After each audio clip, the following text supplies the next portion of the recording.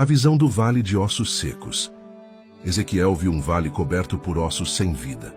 Ao profetizar, os ossos se uniram e receberam o Espírito, revelando que Deus pode dar vida onde só havia morte. Hoje, vou te contar a história da visão mais impactante que um profeta já teve.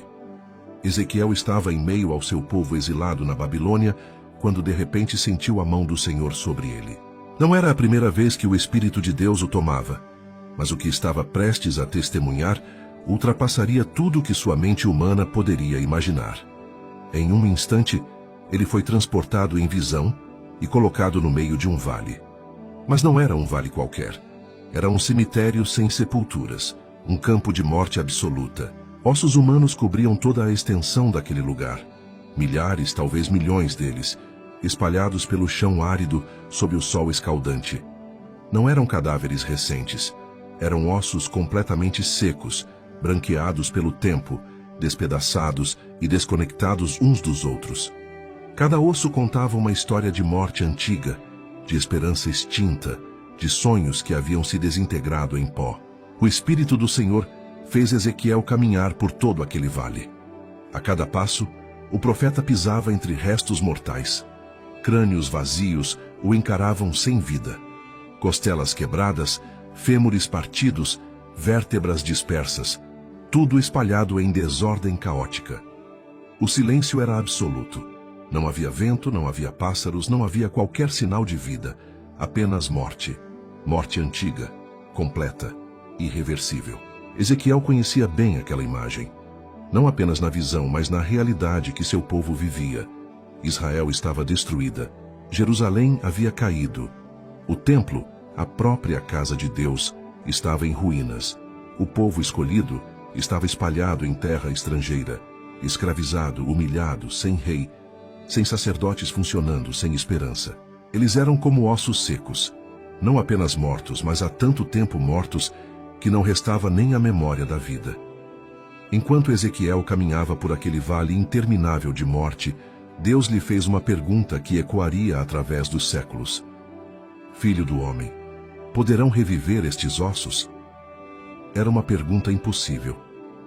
Qualquer pessoa sensata diria: não, é claro que não. Estão mortos há tempo demais, estão secos demais, estão despedaçados demais. Alguns foram destruídos por animais, outros desintegraram-se com o tempo. É absolutamente impossível. Mas Ezequiel havia aprendido algo fundamental em seu relacionamento com Deus. Quando o Senhor faz uma pergunta, ele já conhece uma resposta que desafia nossa lógica humana. Então o profeta respondeu com sabedoria: Senhor Deus, tu o sabes. Era uma resposta de fé profunda. Ezequiel não disse sim presunçosamente, nem disse não com descrença. Ele reconheceu que havia questões além do entendimento humano, situações impossíveis aos olhos mortais, mas possíveis para Deus. E então veio o comando que mudaria tudo. Profetiza sobre estes ossos e dize-lhes: ossos secos, ouvi a palavra do Senhor. Pense na aparente loucura disso. Pregar para ossos? Falar com restos mortais que não tinham ouvidos para escutar, cérebros para compreender ou corações para responder? Do ponto de vista racional, era absurdo. Era como gritar em um deserto esperando que as pedras respondessem. Mas Ezequiel obedeceu. Ali, no meio daquele vale macabro, o profeta abriu sua boca e começou a proclamar a palavra de Deus aos ossos secos. Eis que farei entrar em vós o Espírito, e vivereis. Porei tendões sobre vós, farei crescer carne sobre vós estenderei pele, e porei em vós o Espírito, e vivereis.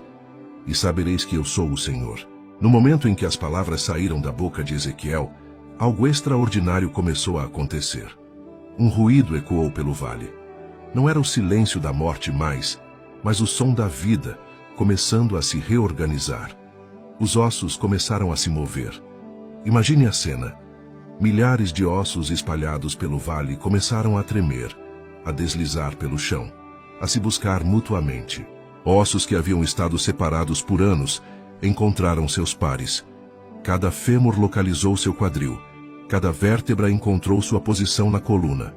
Cada costela voltou ao seu lugar no tórax. crânios se encaixaram sobre colunas cervicais. Os dedos das mãos e dos pés, minúsculos e dispersos, de alguma forma encontraram seus lugares corretos. Era uma dança macabra de ressurreição. Osso se conectando a osso, estruturas esqueléticas completas se formando diante dos olhos atônitos de Ezequiel. O vale inteiro estava em movimento. O barulho dos ossos se chocando, se encaixando, se unindo, criava uma sinfonia estranha de esperança nascendo do impossível. Mas eles ainda eram apenas esqueletos, estruturas corretas, mas sem vida. Continua na parte 2, já disponível no perfil.